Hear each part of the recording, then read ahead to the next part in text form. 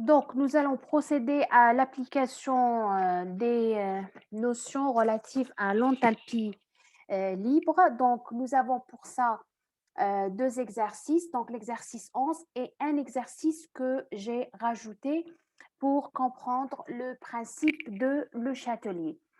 Alors, ce qu'il faut connaître en ce qui concerne l'enthalpie libre, c'est déjà comment calculer l'enthalpie d'une réaction, donc produit moins réactif, l'application de la loi de Hess, et puis la relation ou l'équation de Van 't Hoff qui nous permettra d'accéder à l'enthalpie libre à une température T2 lorsqu'on a déjà une constante d'équilibre à une température T2 quand on a déjà la constante donnée à une température T1. Je vous rappelle que la constante d'équilibre, elle dépend de la température, c'est-à-dire que si la température change, la constante d'équilibre change. Alors, on a dans cet exercice la réaction suivante. Donc, on a I2. Voilà, donc on a I2 gaz plus H2 gaz qui donne 2HI gaz également. T est égal à 298 Kelvin. Alors pour ça, on a dans le tableau l'enthalpie de formation de I2, de H2 et de HI. L'enthalpie également de I2, l'entropie plutôt de I2, de H2 et de HI. Et on vous demande de calculer la valeur de l'enthalpie de la réaction. Valeur de l'enthalpie de la réaction. Alors, on va commencer la résolution de l'exercice. Donc, j'avais cette réaction-là, donc I2 gaz plus H2 gaz, donc réaction équilibrée qui donne 2HI gaz également.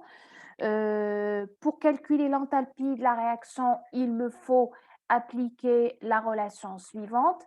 Enthalpie de la réaction moins T delta S. Je vous rappelle que cette réaction, cette équation plutôt, elle est utilisée quand T est constant et c'est le cas ici. Nous travaillons à 298 Kelvin, donc la température est constante et ça m'autorise à utiliser cette réaction. Alors, il me faut donc calculer delta H de cette réaction et delta S de cette réaction et puis après, je vais les injecter dans cette équation pour avoir delta G de la réaction.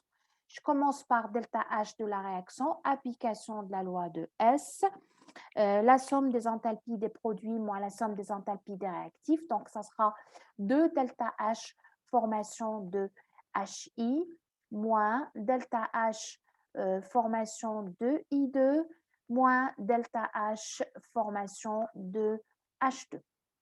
D'accord? Je fais l'application numérique.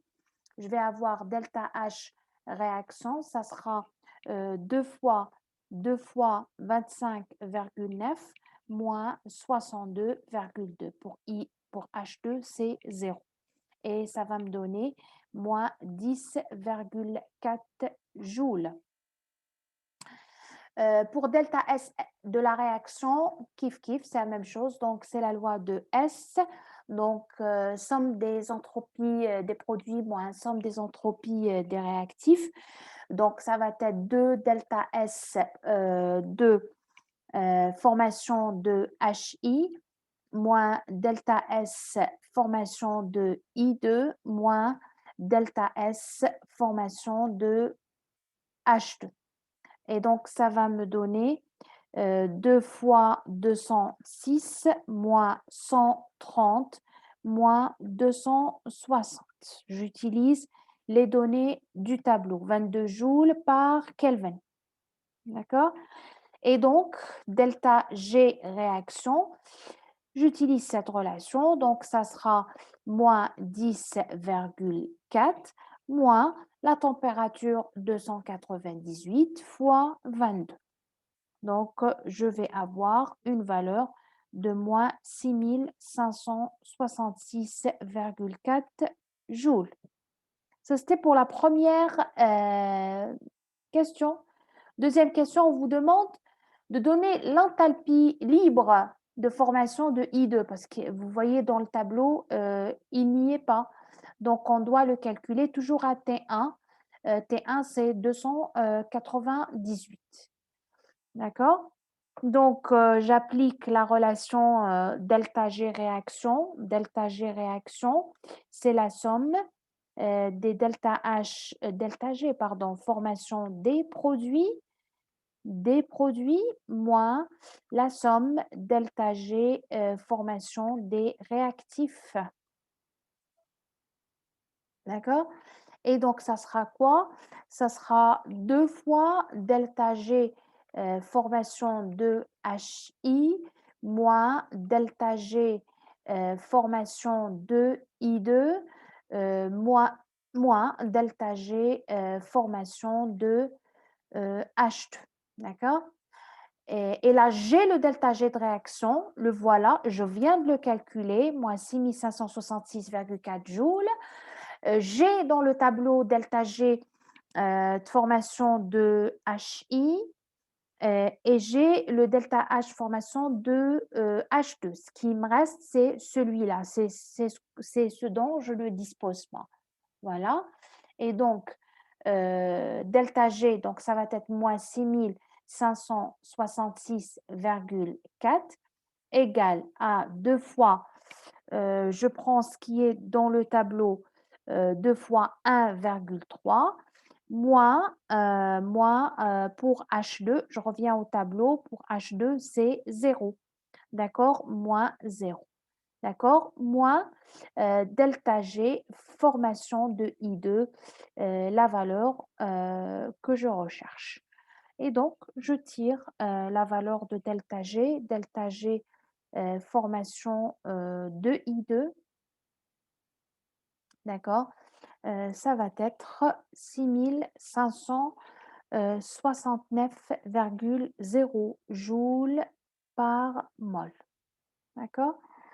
On me demande maintenant de calculer Kp, d'accord? Calculer la constante d'équilibre à la température T1. Calculer la constante d'équilibre à la température T1. Donc, je vais effacer tout ça. Donc, je sais que delta G de la réaction est égal à moins RT ln de Kp, une relation que nous avons vue dans le cours. D'accord? Et donc, je vais avoir Kp. Kp, je vous dis, il faut passer à l'exponentielle. Donc, ça va être alors delta G R sur RT est égal, alors avec un signe négatif, ln de Kp, d'accord? Et donc, Kp, je fais l'exponentielle des deux côtés, c'est exponentielle moins delta G réaction sur RT, d'accord? Alors, Kp, normalement, je le trouve, est égal à 14,25. D'accord? La valeur que j'ai calculée pour la réaction, je vais vous la rappeler, c'est juste pour faire une petite remarque. Delta G de la réaction, c'est moins 6566,4 joules. C'est une valeur qui est négative. Ça veut dire que cette réaction est une réaction qui est spontanée, d'accord? Spontanée. Et quand on a une réaction spontanée, Kp, toujours, il compte très grand par rapport à 1. D'accord? C'est une réaction spontanée. On a Kp toujours très grand par rapport à 1. D'accord? Et c'est ce qu'on observe ici. Donc, on peut par exemple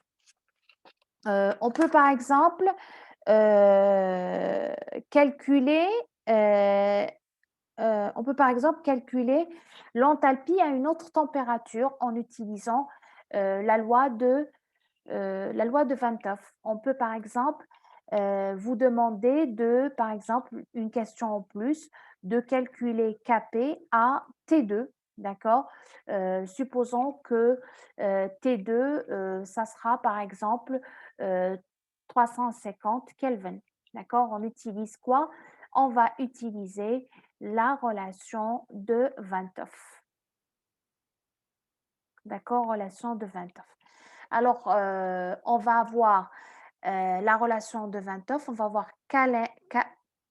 ln Kp à T2, d'accord, sur Kp à T1, d'accord, est égal à moins delta H de la réaction sur R au carré, 1 sur, avec un signe plus, 1 sur T1 moins 1 sur T2, d'accord.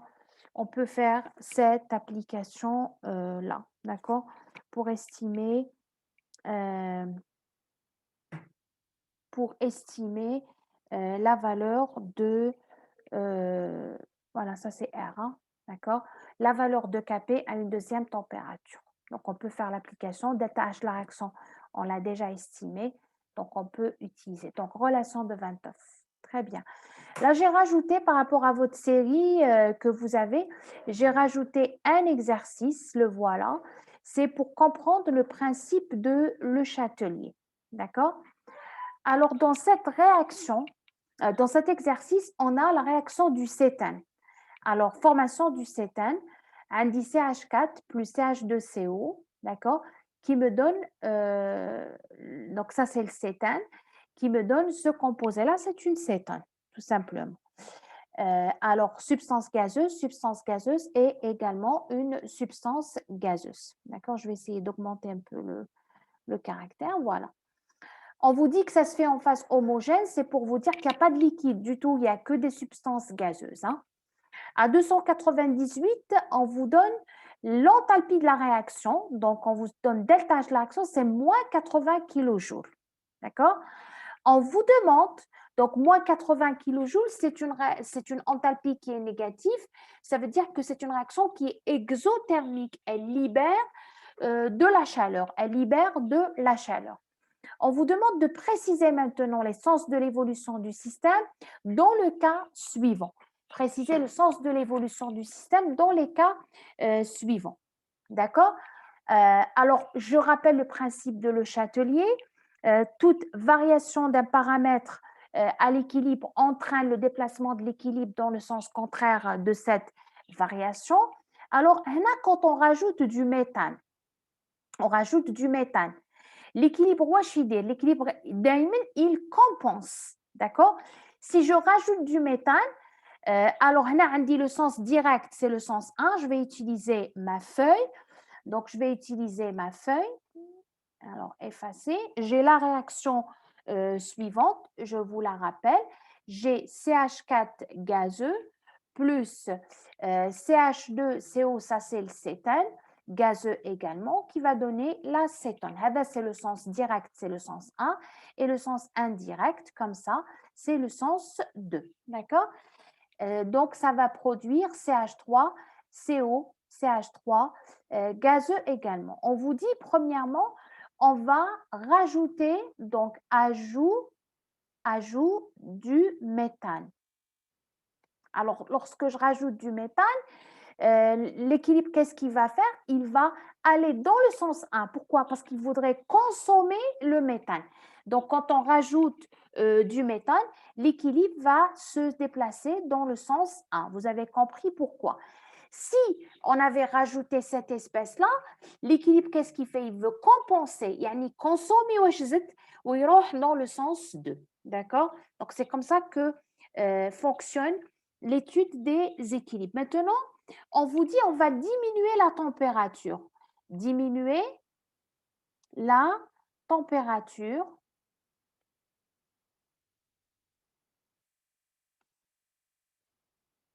Diminuer la température du système.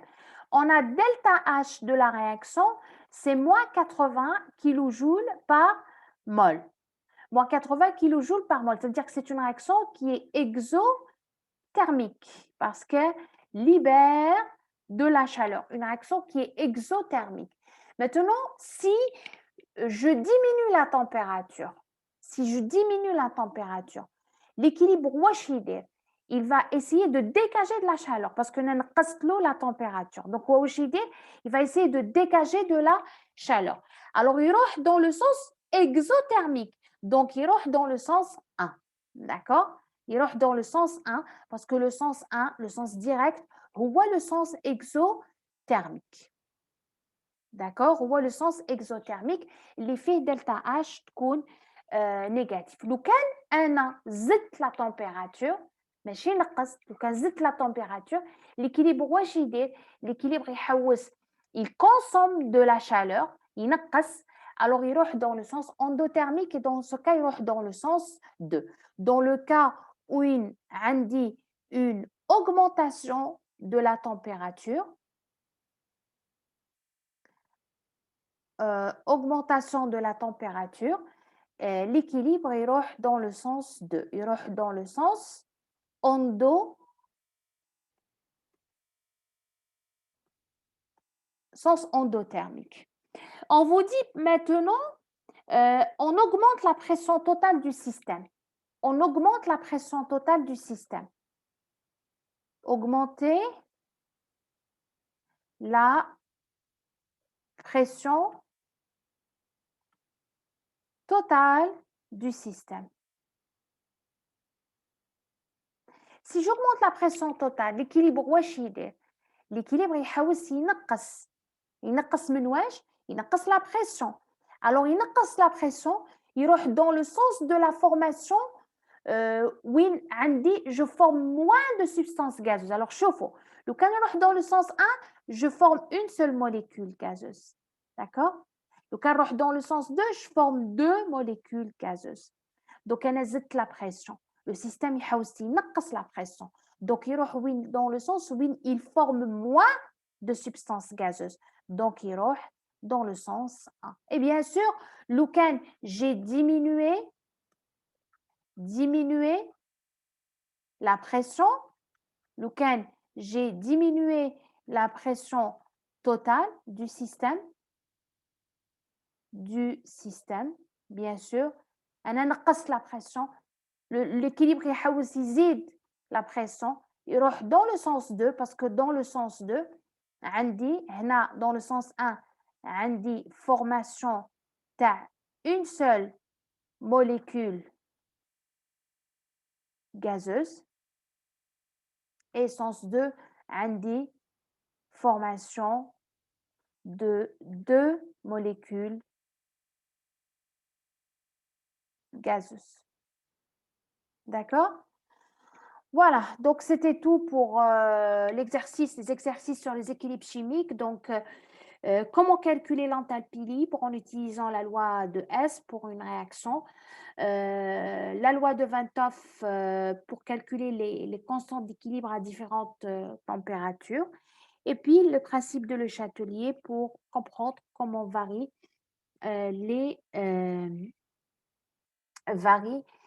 la réaction en fonction de la variation de différents paramètres.